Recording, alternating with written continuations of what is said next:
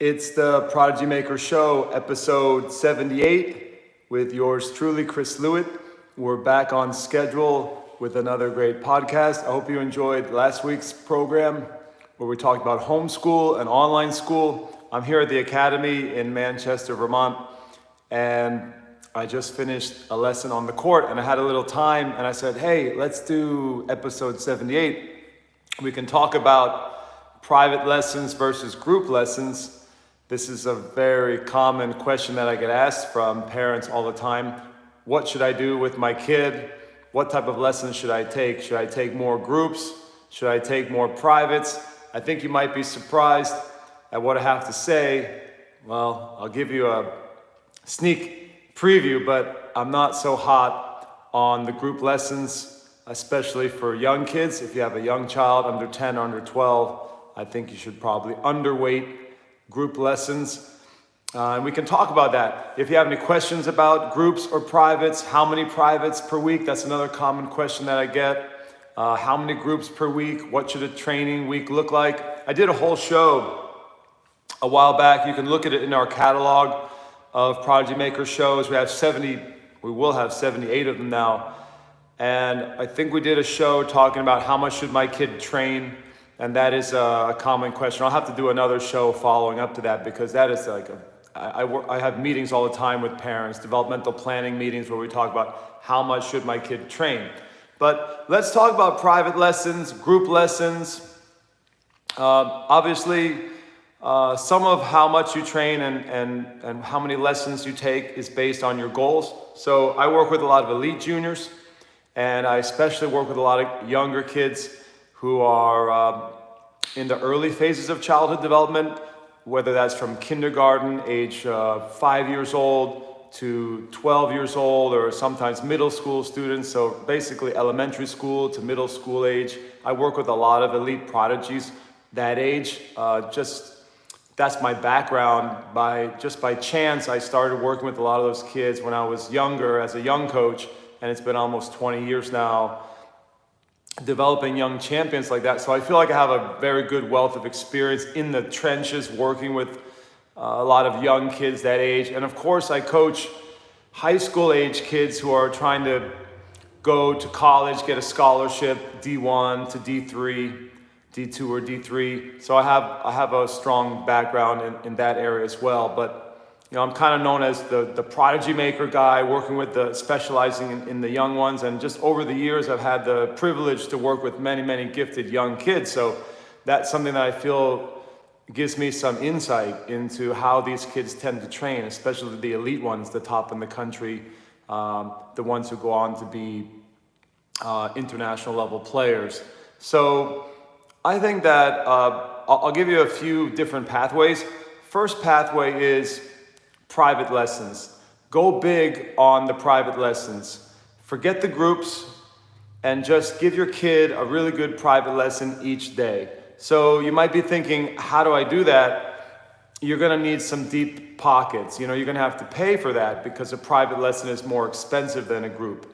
A lot of times parents will try to save money by doing group classes because by definition, a group class should be a little less expensive because you're sharing the cost to work with a coach between a certain number of players. But unfortunately, a lot of the groups that I see, especially in the Northeast here, I coached 20 years in New York City. I was a top junior development coach in New York City, and I know the Northeast really well. I grew up in New England, and I think the group classes in general are pretty bad, and there's a lot of different reasons for that. One of the main reasons is the indoor court time is expensive, and clubs feel a lot of pressure to put too many kids on a court.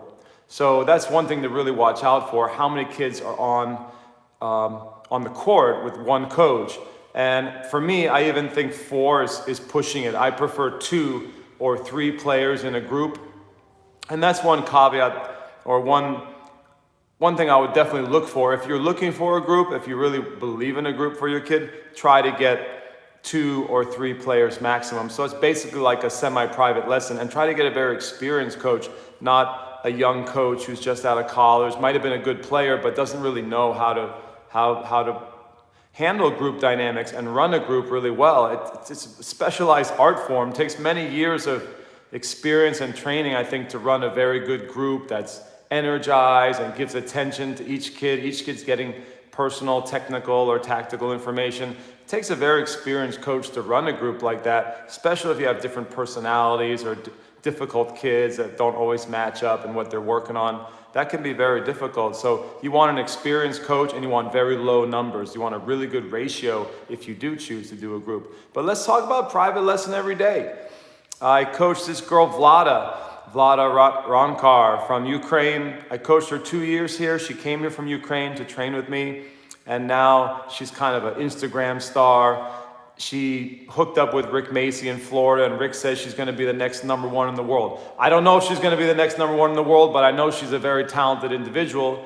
I worked with her for a couple of years here at my academy, and basically that was her model of training, private lesson every day.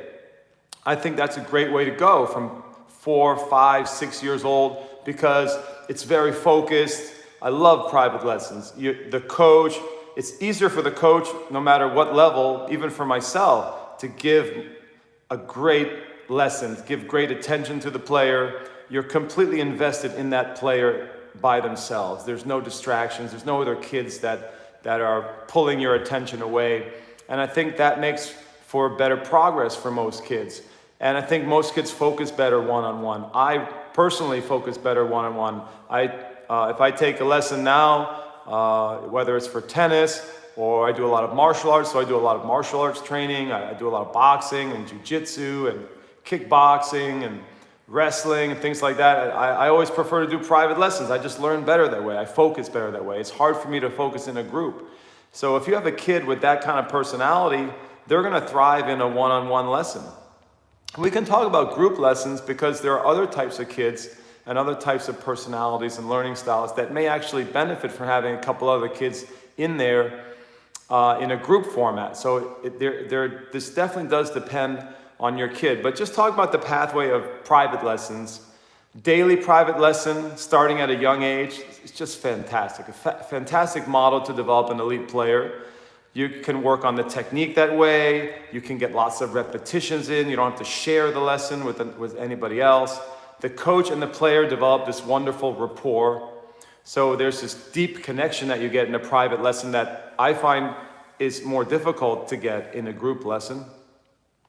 And the coach can just dig deep and drill down into anything that the player wants to work on. There's just ultimate flexibility, an ultimate range of what you can work on. You can go deep into one area, you can work on multiple areas. The player can request what they want to work on. You can ask, a lot of times I'll ask a player, say, hey, what do you really want to work on today? And you have the luxury of doing that in a private lesson. I just think private lessons are at a premium. If you can get a daily private, especially with an elite coach, someone who's really knowledgeable, that's ideal. I really don't believe in cutting corners and hiring a cheap coach, because I think in the end, a cheap lesson becomes very expensive. Because you save money in the short term. I see it all the time.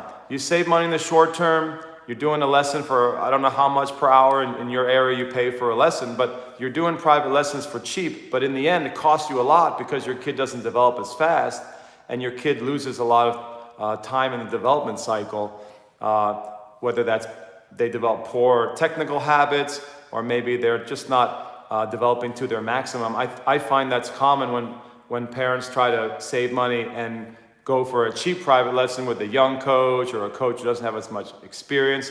At the same time, a group lesson, you save money, you do a lot of cheap lessons in a group, and what do you get at the end? You get a kid with a lot of problems, a lot of technical issues, a lot of underperforming because they're only in groups. They're not getting a lot of personal attention to their game. So private lesson, definitely my go-to way to train. That could be 5 days a week, 6 days a week. Maybe it sounds crazy to you. Maybe you've been doing a lot of groups. I think the typical junior schedule that I see, what's that like? couple group classes a week, maybe 3 or 4 group classes a week, and then 1 private. I actually don't really like that model that much. That's a very common model here in the Northeast. I don't know if that's a common model where you are around the world. We have viewers of this show, listeners to this pod from all over the world. But typically here in the US, in the northeastern United States, New York, New England area, that's a typical junior schedule. Couple lessons a week in group, could be 3 or 4 groups a week, and then you supplement that with the private to work on specifics or to work one-on-one with a coach. I think that is a recipe for, it's kind of a formula for, I don't want to say underperforming, but just performing. I don't think it's a recipe for overperforming, for superior results. For me, superior is a daily private. Unbelievable progress can be made. You can make tremendously fast, rapid improvements with the daily private, and you can develop a complete game. Everything can be cleaned, everything can be refined. You don't have to cut any corners. When I work with a kid once a week private, or even twice a week private, even for me, and I consider myself a very high level coach, sometimes I feel like I have to cut some corners. I have to skip some areas that I would like to work on, but I just don't have time. I'm always budgeting time. And when I get to work with kids full-time on a daily basis, I have this wonderful French girl that I'm working with right now on a daily basis, one-on-one. It's just such a great way to develop a player because I have time to develop her complete game. We can work on anything. We can plan out Monday through Friday or Monday through Sunday, however many days we have one-on-one, and I can map out everything I want to work on, and I have a complete have this canvas that I can paint on. I can create anything that I want, and I have time to do that. Once a week or twice a week private I always feel time pressure. I always feel like I can't quite get it all in, even though I do the best that I can. And I think that's the typical model here, at least in the US. And I don't know if that's true in some other parts of the countries. In Spain, they actually don't do very many private lessons at all. They have a different model where the groups tend to be semi-private. So it's a very different way. I have a lot of background in Spain. I wrote The Secrets of Spanish Tennis, the best-selling book about Spanish training methods. And in Spain, they actually don't do many privates. It's a very different pathway. But the groups are tremendously high quality, and the groups are 2 players in a group or 3 players in a group. And with that is a totally different way to develop an elite player, and it works very well in Spain, maybe with some supplemental one-on-one.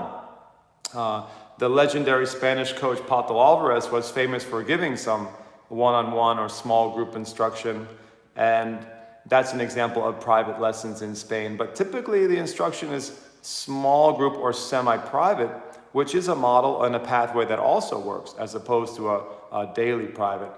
If you're taking a daily private, you probably have to figure out, how do I afford this? You're gonna have to have some deep pockets.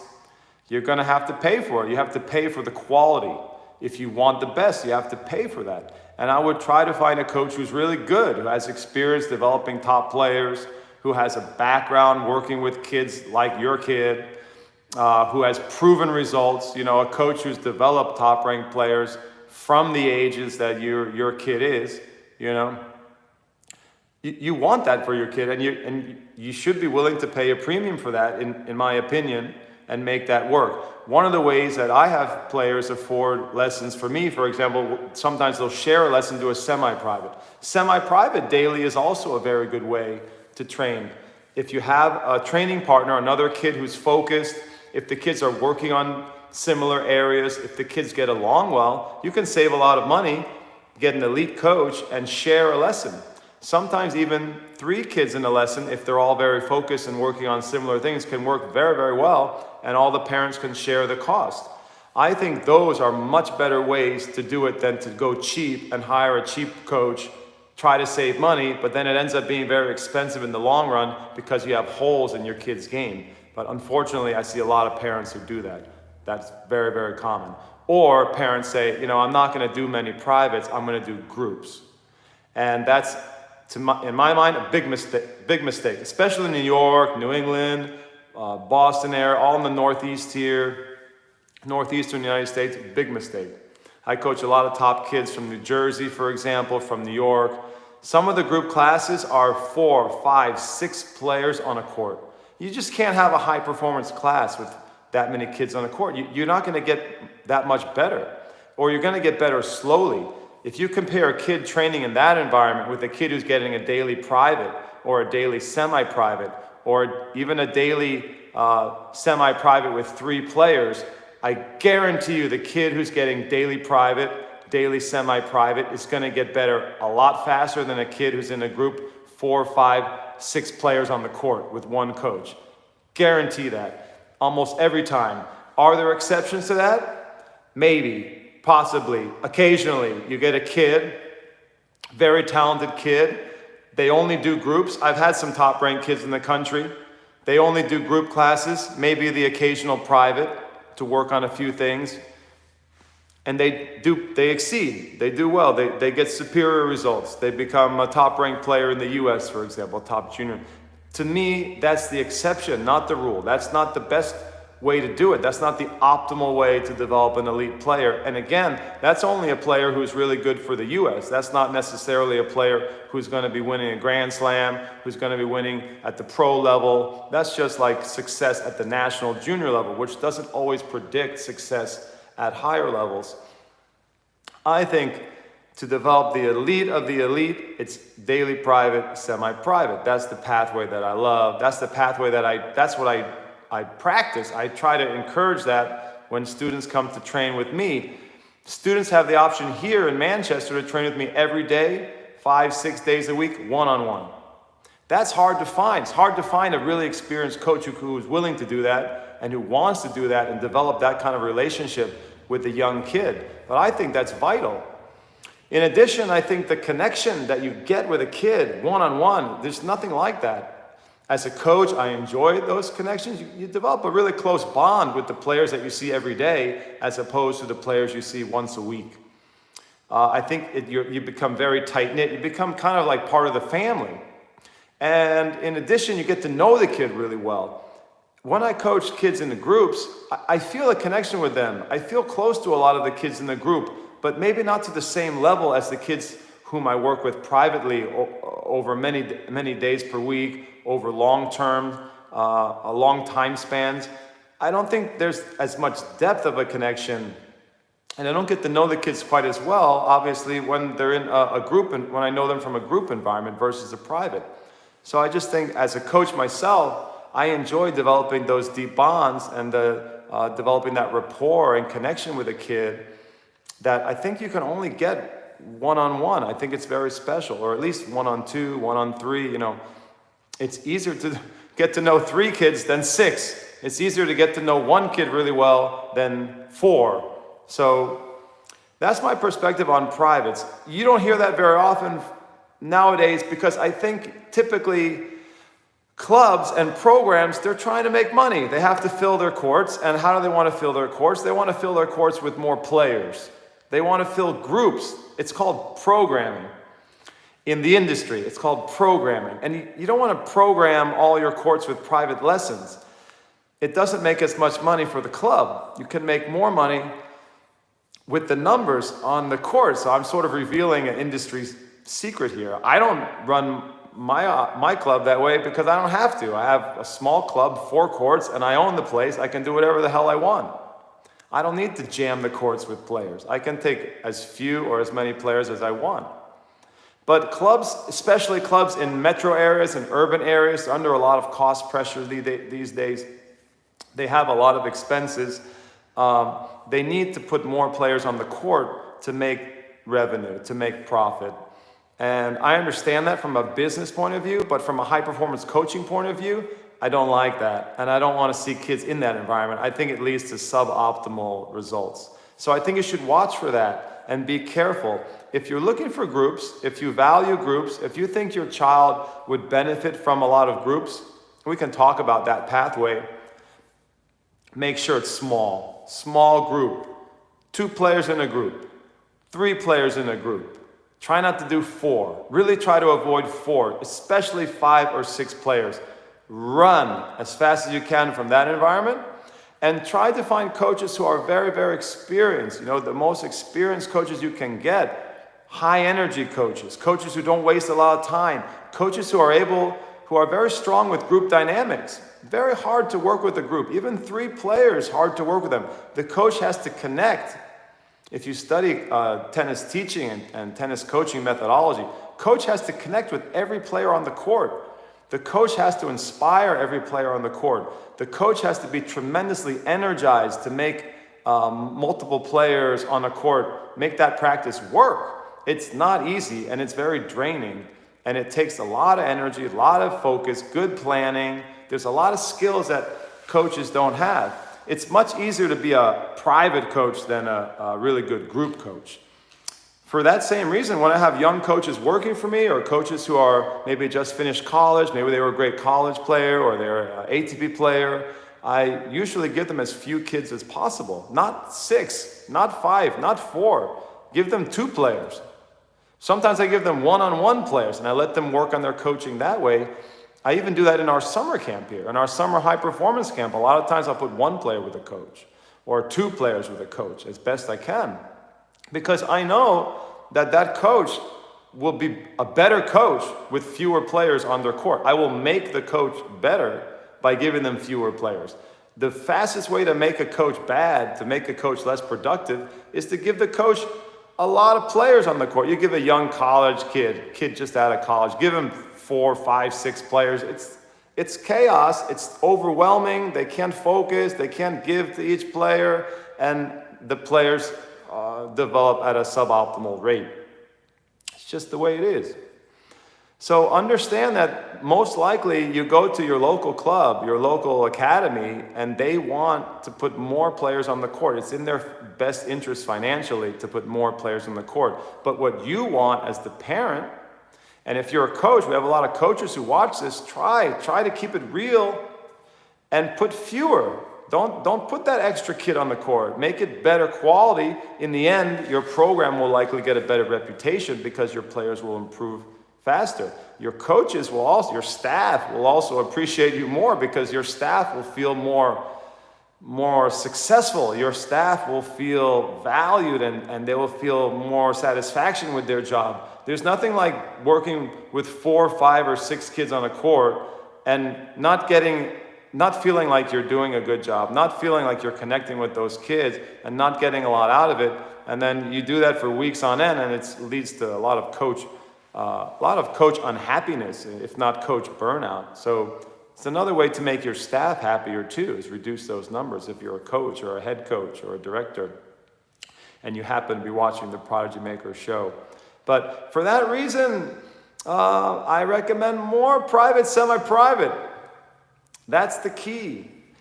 Now, if you are watching this and you're like, no, I believe in groups, my kid likes the social aspect, I see my kid's energy, it's better with other kids. You know, some kids, especially young kids, you're talking about kindergarten, 1st grade, 2nd grade, elementary school kids, sometimes they get excited and more enthusiastic when they have a couple friends in the class. Okay, I hear you. So do that, but don't do 4, and don't do 5, and don't do 6. Do 2, or maybe 3, but don't do 6. A couple kids, they have to all be focused. They have to all be serious. They have to all be kind of similar level, working on similar things. You can't, some kids gonna miss out if they need to work on forehand, but the other kids need to work on backhand, or one kid needs to work on serve, but the other kids want to work on something else. Like, that creates a lot of issues. You got to have kids in a group who all are kind of working on the same thing. They have the same needs. They have the same needs analysis there. And at the same time, you need kids who get along. You can't have a group with one kid who's bonkers, who will not focus, or who's difficult, or who's not coachable. That creates a weak link in the chain, and the group fails. You can't have one kid bouncing off the walls, not listening, or being a distraction, from the other kids who want to focus and learn. So you need coachable kids in a group. You need kids who want to work hard. You can't have a lazy kid in a group. You have 2 kids who are hard workers and 1 lazy kid. You got to have the same personalities in a group. You can't have 1 kid who is like super gregarious and then 2 other kids who are more introverted. Like you can't have like extrovert, introvert, introvert. The extroverts talk in the whole group, and the introverts are like, I wish this guy would just shut up. I cannot even think right now. You have to make sure that all these things are in place for a successful or highly successful group class. So you can do groups. I mentioned in Spain, they have a pathway where you can do group lessons and develop a champion. You can develop an elite world-class player in groups. In fact, contrary to what some coaches will tell you, especially there's a very famous American coach, probably the most famous American coach right now, who says that you cannot become a champion without privates. As much as I like privates, I would never say that. There is a pathway to be a great player with groups. It's just hard to do. It's hard to set up the dynamics. It's hard to do it in the US. It's easier to do it in Spain, where they have cheap outdoor red clay courts everywhere you go. They don't have the cost, the financial pressures, You can do groups. It is possible to become a pro player without taking privates. I believe it's possible. It's just hard to do that. It's hard with certain types of kids. Some kids, they just need technical work. They need a lot of repetition motorically. Maybe they're talented athletes, but not so much in they need more motor programming. They don't learn quite as fast in terms of the technical side of things. So those kids they really need privates. They need a one-on-one because they need the repetitions. And then once they have the base of skills, the rest of their athleticism can take over and they can be a champion. But especially in the early years, 5, 6, 7, 8, 9, 10 years old, 11 years old, 12, that 12 and under and 10 and under, those years, if you got a kid who's not super gifted motorically, they could be a great athlete in a lot of other respects, but in terms of like skill development, they need a lot of repetition. I think privates are essential. I don't think you're going to do it without privates. You're going to get a lot of technical problems and you're not going to have a very complete game. On the other hand, if you have a kid who's like motorically, in terms of their motor skill, they can learn anything. They're an incredible mimic. They almost have this like gift they're naturals. They look at a player swinging on television and they can do it. Like they can copy anything and they can like mimic like incredibly well. Those kids are great candidates for no privates. You're saving a lot of money as a parent. You won the golden ticket. You won the lottery there because those kids, they don't need as many reps to myelinate their nervous system. Their neuromuscular system is just like golden, and they can learn anything motorically. Like they can develop these beautiful motor programs with very few repetitions. That is a talent.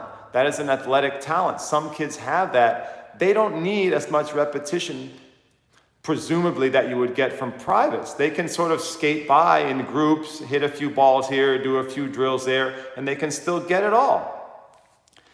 For me personally, I was never like that. I'm a pretty good athlete. I played D1. I played on the Pro Future circuit. But for me, everything was hard for me to learn. And I think that's why it makes me a very good technical coach, because I have to do a lot of repetitions typically to master something. So I have to put in the work, the reps over and over and over again to get to the muscle memory, to get the neuromuscular connection, to get the myelination in the nervous system. And some people don't need that. I'm a little jealous of someone who can just come and try a couple times and say, yeah, I got it. But I was never like that, and I think that's one of the reasons why I excel in privates. I love taking privates. I also can't focus when people are around me. I cannot friggin' focus. Like this guy over here working on this, these guys over here doing this, they're talking, blah, blah, blah. That whole social thing, it is not great for me to learn. Can I learn in a group? Yes, but it's really, really hard for me. So that's my personality. You got to know your kid's personality. It might not be your personality as a parent. It might not be your personality as a coach. Every kid is different. One mistake I made when I was a younger coach, and I may look young, but I've been doing this now, almost, I would say 25 years coaching, is I used to coach all the kids the way I thought I learned best. And I learned best with a ton of repetition, repetition, repetition, repetition, repetition, because that's the way I learned. So in the early years, I coached all the kids that way. And if I had a kid who was like me, they loved it.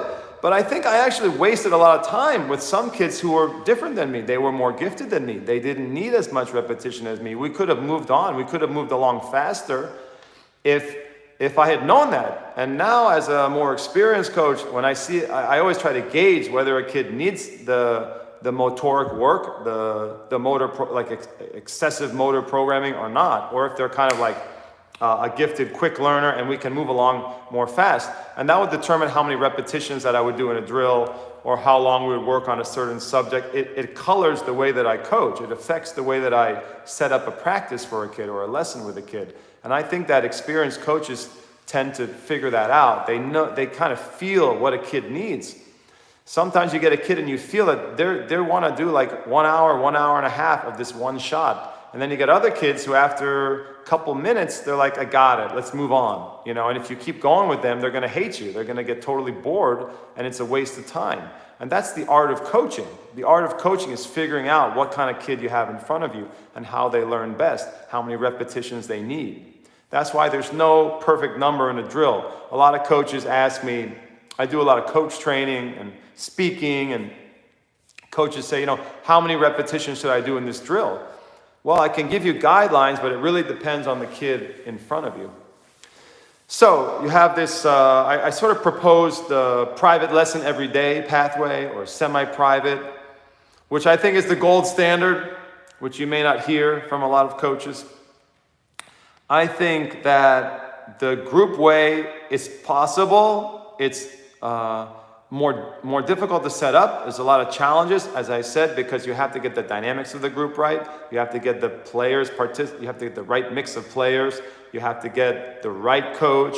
You have to get the numbers low. The ratio has to be low student to coach ratio, low student to court ratio. And all the kids have to be kind of similar level. They have to get along. You can see all the challenges to making a good group. So a lot of parents who are savvy, they realize that and they try to look for other options, whether that's privates. I've had parents pull their kids out of clubs and out of academies because they just can't get the right group. Very common problem is kids are stuck in a group where they're the worst one or they're the best one. If you're the worst one, it could be good if you're doing more hitting and playing and stuff. But if you're the worst one and all the other kids don't need technical work and you need technical work, that's a big problem because you're not going to get that technical work. The coach is going to work on what the better kids need. If you're the best one, that's usually really bad, especially for higher level kids, older kids, because you want to always be challenged. So it's really hard to find the right mix in terms of levels and personalities and just all those group dynamics. So if you can do small groups and make them work and do them high quality, it's just more difficult. And even then, there may be kids who just want that one-on-one training on a regular basis. They want that special relationship that you can only get with a coach one-on-one. There's nothing like that bond that you create with a coach one-on-one. So those are some of my, thoughts about group lesson versus private lesson. If you have any questions, just shoot me a message or shoot me an email, or a lot of people WhatsApp me, 914-462-2912, Chris Lewit on WhatsApp. I help families from around the world on WhatsApp. You can send me player videos and I usually check them out for free, just as a courtesy to other parents. And I enjoy seeing players from around the world, so you can take advantage of that or ask me any questions. I do offer more formal video analysis and coaching remotely as well on WhatsApp and on Zoom, but I just try to help families from around the world. I help dozens and dozens of families that actually just for free. I don't even charge for looking at your kid's game or answering parent questions. I like doing that. I like helping parents. I'm a dad myself with 4 kids, so I know how hard it is to develop a young junior player, and there's a lot of pitfalls out there. Groups versus private. If you're doing all privates, you're still going to need some groups. You're going to need something. You're going to need some hitting. You're going to need some sparring. My ultimate schedule is private every day and then sparring. So what that means is you get your one-on-one training, and then in a second session, usually 2 sessions a day, you do match play, or you do some sparring, or maybe some small group point play where you work on tactics and strategies. So it's kind of like a technical lesson, one-on-one, especially for young kids, under 10, under 12, 5 to 10 ages, 5 to 12 years old, one-on-one, daily private, then some one-on-one sparring, like maybe with a college player or high-level player. You may think I'm crazy, but I'm serious. I'm saying if you want to develop an elite player, one-on-one sparring, or a good group, maybe with 2, 3 kids. Could be 5 kids on 2 courts where you're doing a lot of point play or rotations, because sometimes that variety is good in point play. Not so much in technical work, but in point play. You could have a group of kids spread out over a few courts. And that can be good if the coach is experienced. So that to me is perfect schedule, because you're getting a little bit of everything. You're getting the one-on-one connection, the specialized work, then you have the match play, the set play, the point play, and you do want kind of a variety of players to play with outside of your private lesson. I think that's the ultimate pathway. I remember the famous coach Jose Higueras, God bless him. He's getting old. He's semi-retired now, out there in Idaho now, not in Palm Springs as much. In Idaho, doing his fishing. Jose's been very gracious to me, and he's mentored me for a number of years now. I really appreciate the time that I spent with him, even though he's now not working as much on the court. But Jose always said, the more variety you play, it's kind of like your diet, like nutrition. You wouldn't want to eat the same thing every day. So just a private every day with the same coach is probably not optimal. You want to get a good nutrition with a variety of players that your kid's playing against. So not just the private, but I think you get the optimal, like a synergy when you do the private, and then some additional hitting with a college player, good high school player, high UTR player, and then some group for variety, for that healthy nutrition, but with good players, and small group, not something too big. Too big is not so good, especially for younger kids. As kids get older, sometimes you go to a big academy with a lot of different players that can be both exciting, fun, and helpful. But especially for younger kids, try to avoid big academies, try to avoid big groups, try to avoid 4, 5, or 6 players in the court. Avoid those things and give your kid the personal attention. If you're going more the group route, try to avoid the typical pitfall in the Northeast here. That is 2 to 4 groups a week, and then the private. That typical schedule. It's not optimal.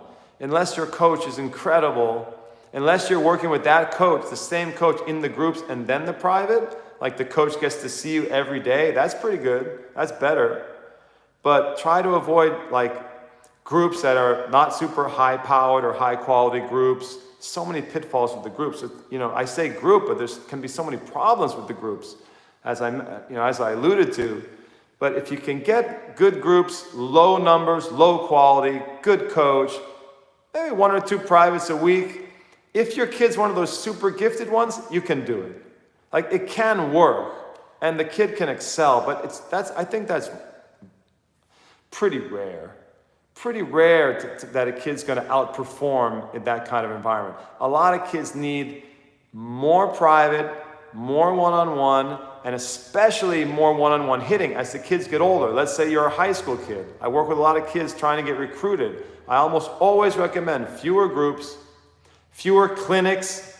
Watch out for that word, clinic. If you're going to a clinic, to me that's a red flag.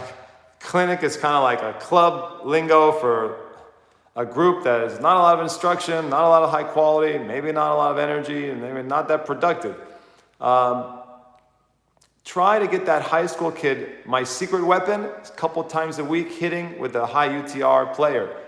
Bypass groups, private lesson, more private lessons, personal attention, and then when you're not doing private lessons, one-on-one hitting, couple hours a day with a kid, 10, 11, 12 UTR. If you do that, your kid will outperform. Versus a kid who's doing 4 groups a week against their peers. I almost guarantee you your kid will outperform. Your kid will do a lot better, will improve more rapidly than with the schedule that's just groups, playing similar peers. Play a couple times a week with a high UTR player, and then you get that personal time with the coach. You develop that relationship. That relationship is very important, very undervalued. That personal bond with the coach, where the coach can inspire your kid. That's really important. You don't get that in a group. And then the kid can get, work on all the little things they want to work on in the group. They get the ultimate attention for themselves. To me, that is the optimal way to do it. If you're going to do some groups, make sure it's good level, high intensity, low numbers. And then the group can be good. There are some places that offer groups like that, particularly in Spain. Guys, I enjoyed this discussion about group lessons, private lessons. We could probably talk about it more. Very common question that I get: should my kid do private? How many privates should I do per week? Should my kid do groups? How many groups per week? It's going to be a mixture of both. You got to know your kid. You got to know the way your kid learns best. I mentioned some of the variables here. And I mentioned my gold standard pathway, especially if you have a young prodigy, that little tiger, 5, 6, 7, 8, under 10, and they've already told you they want to win a Grand Slam.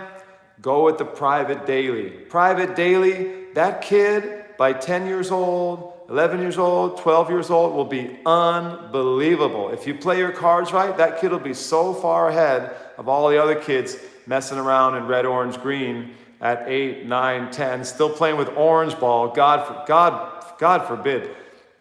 That kid taking the privates will be so far ahead of the kid stuck in orange ball and learning mediocre skills at your local club that no one will be able to catch them. That's what I think. Guys, it was fun. I'll see you on the next program. And as always, God bless. See you next time.